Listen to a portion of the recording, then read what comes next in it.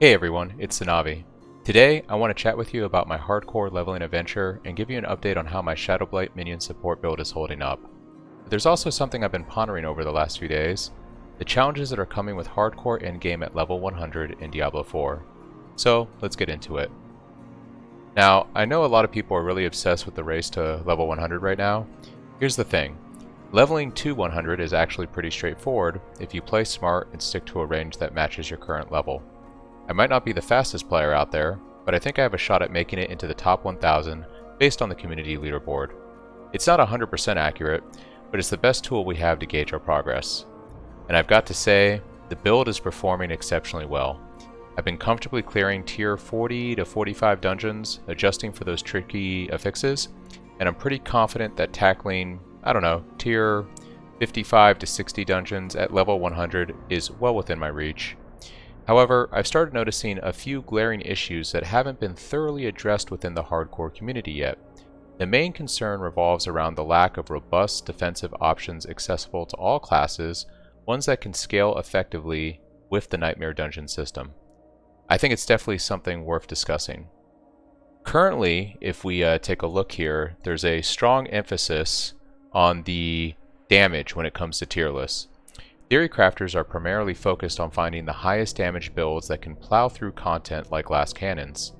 However, except for classes like Barb or Sork, other classes struggle to find effective ways to deal with constant crowd control, which puts them at a disadvantage. In softcore, players can rely on revives to keep pushing, but in hardcore, we don't have that luxury. It's worth noting that while each class has builds that can dish out impressive DPS, I would say universally, they all lack substantial layers of defense that can be scaled beyond level 100 to counterbalance the scaling of the Nightmare Dungeon system. It's a critical issue that I think we should talk about. Now, let's delve a little bit deeper into how Diablo 3 addressed the issue of scaling difficulty and the potential drawbacks associated with its approach. So we'll just put Diablo 3 here. And the primary way that they dealt with this was the Paragon system. They implemented an infinite Paragon system, which allowed players to keep leveling their characters beyond the initial cap of 70. This system provided a continuous progression path for players, granting them additional stat bonuses and skill points as they accumulated Paragon levels. Additionally, players could level up their gems and acquire higher tiers of gear, further enhancing their character's power. The implementation of the infinite Paragon system in Diablo 3 was undoubtedly effective in countering the escalating difficulty of greater rifts. By offering players the opportunity to continually improve their characters, the game provided a sense of progression and allowed them to tackle higher level content with a reasonable chance of success. However, it's worth noting that while the system addressed the challenge of scaling difficulty, it was not without its criticisms. Some players found the infinite Paragon system to be overly grindy and monotonous, as it required significant time investment to accumulate all those Paragon levels and reap the associated benefits. The reliance on continuous grinding to increase character power could potentially lead to feelings of burnout and diminished enjoyment for certain players. Myself, personally, I understand the intent behind Diablo 3's solution, but I found it lacking in terms of offering a more diverse and engaging gameplay experience. The focus on endless leveling and grinding, without introducing significant changes to the core mechanics or defensive options, may have limited the depth and variety that players could explore in their character builds. Now, in contrast, I want to delve into the pros and cons of Path of Exile, and their approach to addressing the lack of defensive layers for all classes in their game. And I know this is like a hot topic for some people. I would say D2 15 years ago was the hallmark benchmark, if you will, of what an action RPG should be. I would argue that today's setting, Path of Exile is the game to beat if you're going to be competitive in this arena. So I think it's worth looking at how they address defensive layers. So one of the notable strengths of Path of Exile is its robust system of defensive mechanics. The inclusion of armor, evasion, and energy shield provides players with diverse options to stack multiple layers of defense. This allows for customization based on playstyle preferences and enables players to tailor their character's defenses to their liking. The availability of these various defensive avenues ensure that players have the flexibility to create resilient characters capable of withstanding challenging encounters. Additionally, Path of Exile introduces unique chase items that not only offer offensive benefits but also come with built-in defensive bonuses. These items can synergize with other defensive mechanics, empowering players to create potent combinations that enhance their survivability. This aspect of the game encourages players to explore different itemization choices and strategic build decisions to bolster the defensive capabilities.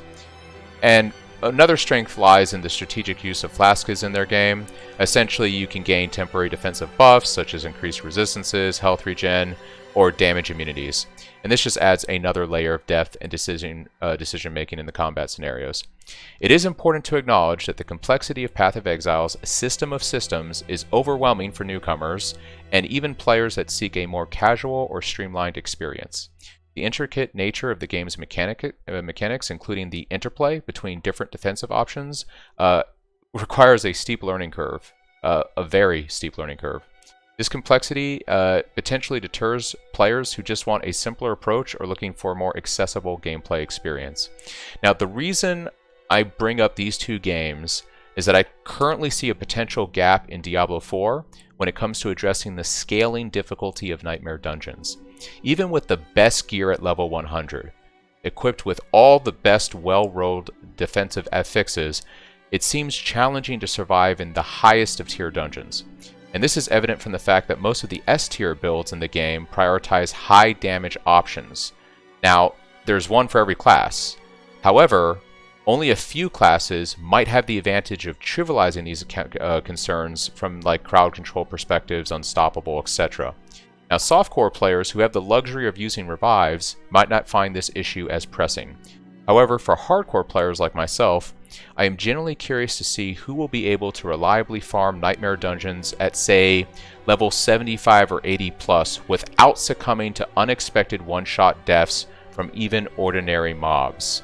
This concern became apparently recently when Wudajo, a well-respected player, encountered this at level 90 in a tier 41 dungeon when he got one-shot by a mob, well within his character's level.